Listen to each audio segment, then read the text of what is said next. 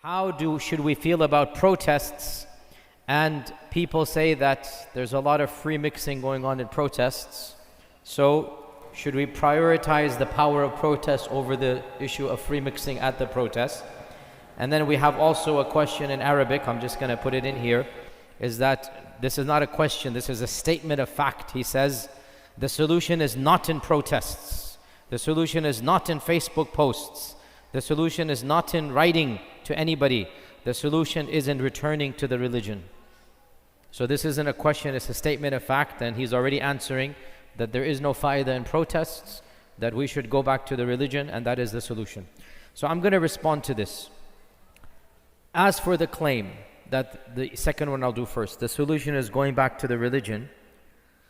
The religion teaches us to tie our camel and put our trust in Allah together.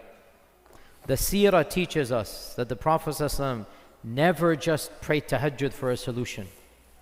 He never just raised his hands and expected a miracle. Even when a miracle happened, that was from Allah Azza wa Jal. He tried his best to do something. This is the entirety of the seerah. So anybody who says the solution is to turn back to the religion, I say, yes, you're right. But the religion teaches us that Allah wants us to put in the effort along with putting our trust in Him. And putting in the effort and using tactics and figuring out the best mechanisms changes from time to place to culture to era to circumstance to situation. And in the current world that we live in and the country that we find ourselves in, the tactics that are used are to lobby our politicians, to influence the people around us, to show the world that we care. And anybody who says that this is ineffective has not learned from history. What is the civil rights movement? Except mass protests for years. That's exactly what this country did. When a large group of people were treated as second-class citizens, they went to the streets, they protested, they were shot at, dogs were sent upon them, water hoses, you've all seen the videos. People walked into restaurants where they weren't allowed to walk into, and others made fun of them, threw food on them. The governors of states said, we're going to call the police if you dare come. But they still went to school. And they won in the end of the day. So anybody who says protests don't work, history proves them wrong. Now, my own analysis, Allahu A'lam, without a doubt, the most important thing we need to do is spiritual. This is what I've said from the beginning. Without a doubt, our iman, our taqwa, our du'as are number one. This is my philosophy, this is my understanding of my religion. But number two, after that, and it's not an either or, it is together. After that, we must do everything we can in our power, and this is a long-term battle, not a short-term.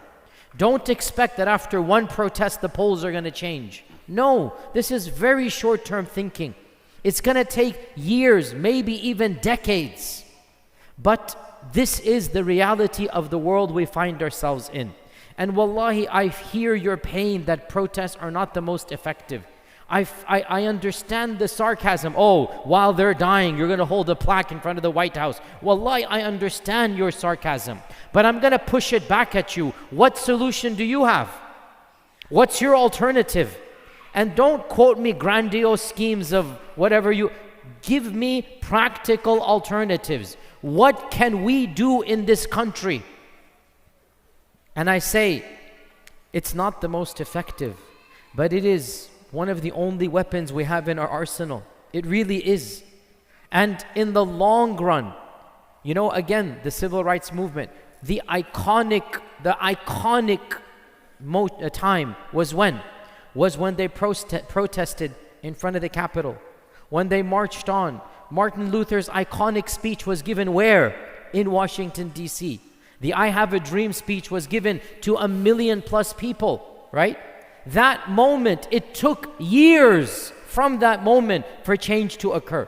But that moment was necessary. And it stirred the conscience of a people. And it allowed millions of other Americans to see the reality, to hear a perspective they don't really hear. So, yes, I hear you that protests are not the most effective or the most noble things, but we don't have an alternative. And therefore, I would definitely support, and if need be, I would call for one. I'm not in a position to do so, but I have no problems helping and supporting and saying we should do it. Now, as for the notion of some minor issues happening, such as this term free mixing, which we need to unpack in a longer fiqh class or whatnot, but subhanAllah, I mean, you go and you monitor your own decency. You go and you fear Allah as much as you can. For you to negate the efficiency of an entire campaign because of some minor issues happening, I think you are losing the forest for the trees, as the saying goes. And I think that you're not being wise in this regard. Yes, there's going to be some haram take place there. Some people will come that we don't agree with as well. We're going to have people that have lifestyles different than our own that are going to show up. But you know what? The cause is halal. And if something happens on the grounds that is not fully there, we're not going to stop the cause because of things we cannot control. So I think the bigger picture is that protests are one of the most effective mechanisms in this country to get the news attention, to get media, to have our speeches aired on CNN and C-SPAN and BBC, to allow millions of Americans to realize, hey, hold on a sec, there's another perspective I don't know about. Let me do my research, let me do my homework. So I am an advocate, even though I do believe it is not the number one, but it is the number two and number three. And I also am skeptical of the immediate efficiency, but the long-term efficiency, it is the only thing we can do. Wallahu ta'ala a'lam.